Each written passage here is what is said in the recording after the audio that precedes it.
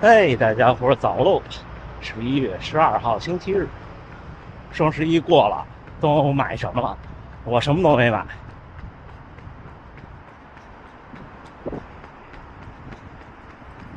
一会儿前面右转，就到了新斋桥那条大街，给大家看看周末凌晨刚玩完，好多刚玩了一宿的年轻人。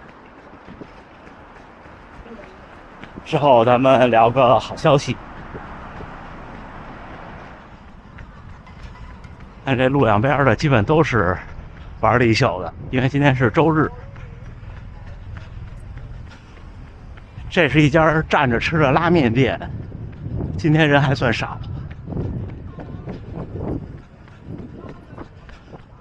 左边这一片就是美国村这边的。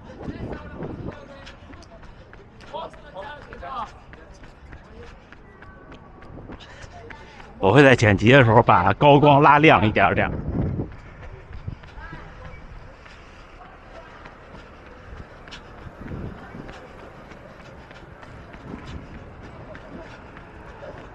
看这条河，那是那个堂吉诃德的摩天轮。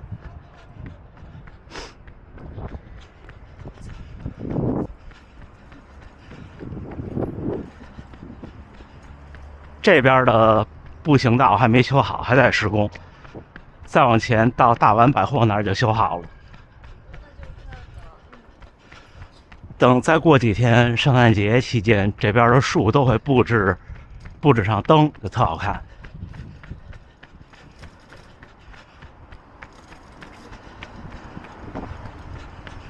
这玩完一宿，哪个城市路面都挺脏的，都得等着有人清扫。没办法，真没办法。你们看这便利店门口，但是就像那天我第一次直播的时候说的，大阪跟日本其他城市还是有不一样的地方，这边比较的自由。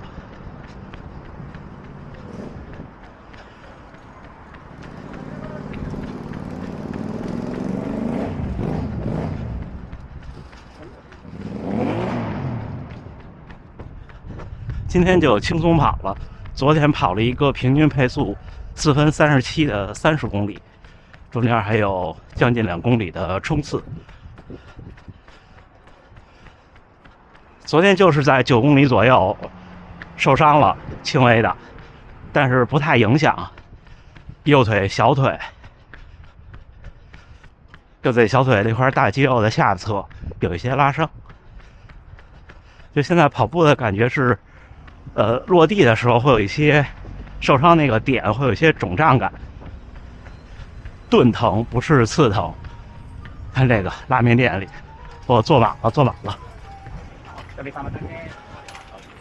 哦，这是那家叫神作的拉面店，在这边挺有名的，是个连锁。这里边就是新斋桥的商业街，我们不跑里边了。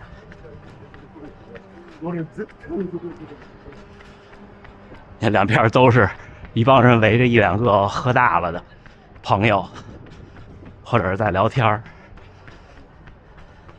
行，一会儿天亮咱们再聊啊。开始日出了，现在跑了10公里左右，到了大阪城。这样绕一圈回家，大概是将近18公里，可能。今天就这样。像我怎么判断伤呢？就是会疼，但是它并没有因为运动而严重，可以轻松跑，我就会轻松跑。这是这几年挺大的变化。我刚开始跑步的时候有点伤，我就完全停，但是后来发现你停了，它伤也摆在那儿。这就是有时候我老说不要冒进，可以激进一些，就这意思。但是就像昨天直播跟小伙伴说能量胶，我小伙伴说吃了没有明显感觉，我一开始也是的，包括面对伤痛也一样，或者面对疲劳感，是您对自己的身体还没有那么的感觉，还不是那么的敏锐。练得多了，就是运动多了，不管是什么运动，都会促使您对自己的身体的感觉更敏锐。就能感觉出来了。我第一次感觉出能量胶的感觉是差不多3年前，在早训练的时候。当然，你还是要给一些心理暗示给自己，你配合一下就可以了。好消息啊，好消息是 Stride 终于给我回信了，可以评测一下他们的双 Stride 配对的这个系统了。大家等吧，我也在等。他们是个不大的团队，所以各方面的精力确实是有限。像最近总会频繁出现，如果您是用其他系统同步到 Stride， 比方说用高驰，有时候一次跑步会到那边会变成2个，得手动去删一个，就是他那边对第三方同步过来的排重做得不好。这就是大公司跟小公司的区别。我们也是个小公司，就是你有心无力，有的时候。所以大家多给一些初创团队一些机会，因为我觉得跑步这个事儿，或者说任何训练，将来可能都是传感器加人工智能的一个形态。传感器还有很多形式，比方说2只脚加上腰，这样会能获得更多的数据。因为我总说我追求一些拍摄的画质也好，或者我追求记录这些也好，并不是它现在对我多有用，也不是我记得它就能跑多快，而是很多东西错过了就错过了。就像我们第一次直播，那时候还没有研究透直播的弹幕，就永远错过了。昨天的直播弹幕我就有原始文件，好像下雨了，很小的。这样的话呢，大家看到的录播就会有现场的弹幕的效果。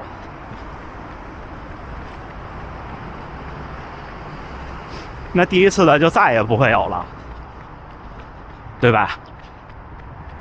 这就是我一不成熟的小观点。所以说到 Stride 呢，就像好多小伙伴跑步，我看用各种设备的都有。我的建议是，至少您得有一块手表，对吧？用手机的话不是不行，但是不方便。我们跑团里有一位越南小姑娘，就是在用手机跑得挺好的，但是确实你尤其是跑课表的时候，你总要拿出来摁开始摁停嘛。现在手表的成本很低了，就买一块双频 GPS 的就好，一定是双频的，其他的功能都不是第一顺位，之后慢慢来。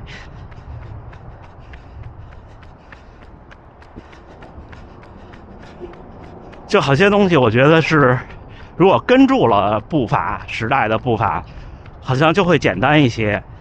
这就像玩网游，像玩魔兽世界。一开始我是国服第1天我就开始玩，那时候已经上大学了，觉得还行，因为一开始系统也简单嘛，对吧？说实话，我这要让我现在再开始玩，我已经有几年没有玩了。为什么现在玩不了了呢？因为感觉它一直在变大，然后需要知道的东西一直在变多。我现在再接触我就玩不转了，真的玩不转了，就是这样。今天就着 Stride 这个事情呢，就跟大家伙闲聊聊这些。正好今天我也放松一天，跟大家聊聊伤。是下雨了，地上好多雨点了。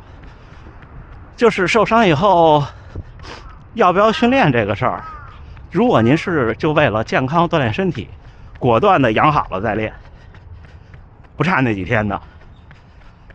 人其实是个挺微妙的系统，您就是停几天，说白了，按照理论上说，我们每天少消耗了，比方说我少消耗了1000多千卡的热量，但是呢，好像你也不会一下子就变很重。对吧？因为几千千卡就是1斤的脂肪，但是好像你也并没有马上就长出来了。每天练呢，好像也没有变瘦，就是到了一定的期间。至于心肺系统、马拉松这种事儿，几天不练，超过3天是会下降，再练很快会回来。所以您如果是为了健康，受伤就休；如果您为了成绩，或者您像就是我现在为了成绩这个目标，有冬训的目标，那评估一下，大多数练到咱们这种程度，已经不会受那种就是说我真的完全动不了的伤了。因为就像我刚才说的，敏锐了，对身体有感觉，受伤都是意外，意外也不会有太大的意外。就像运动员们，之前看纪录片采访大破节，他第一次去非洲训练，跟着非洲兄弟们跑，说每天腿都是疼的，只不过那种腿疼不是像说你某一个点拉伤了，它是全面的有损伤，修复不过来，所以才会疼。都一样的。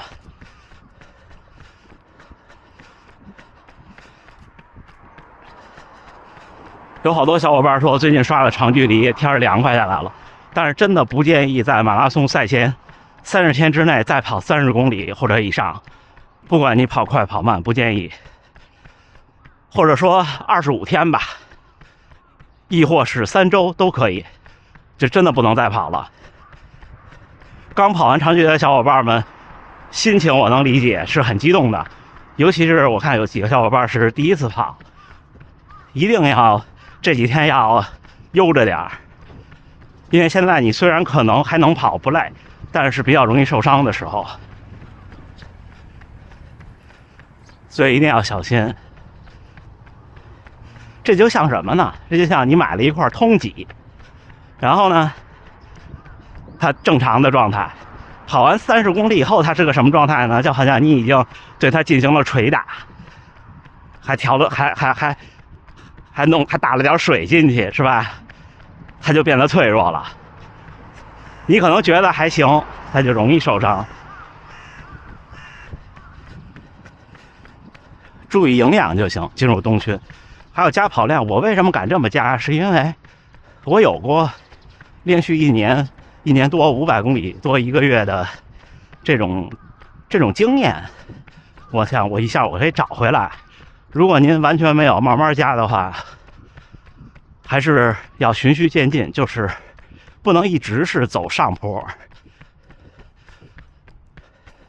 就是我的建议是，总听人说，大家可能总听人说10%的原则，但是10%的原则其实不是完全合适。您可以是这样，就是可以按2周为单位，也可以按1个月为单位，上升20%，之后下一个周期就不涨了，保持住，就像走台阶一样，而不是爬坡。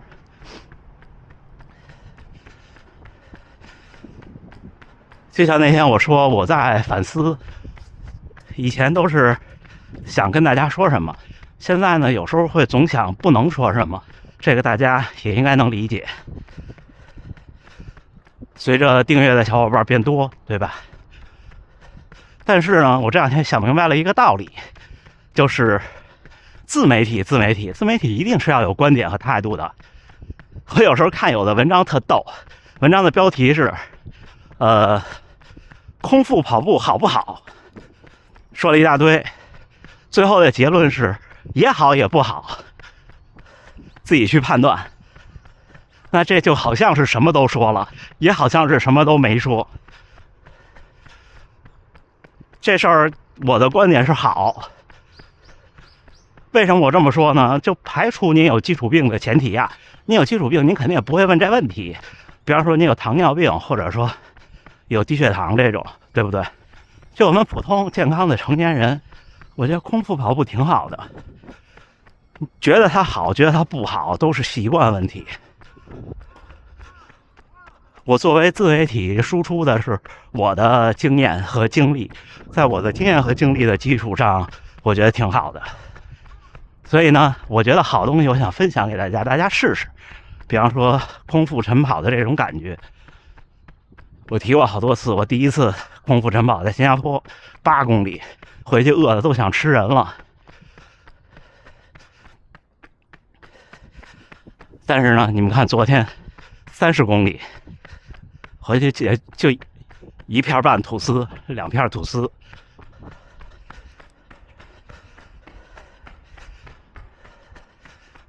也有小伙伴在评论区说的特别对，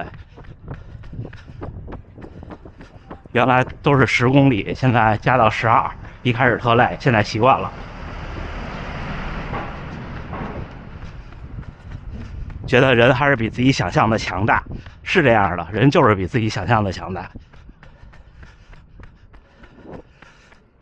还有一个小技巧，就是应对这种小伤痛还能运动的小伤痛，你分心。你看我跟大家伙聊天，我就搞好得多。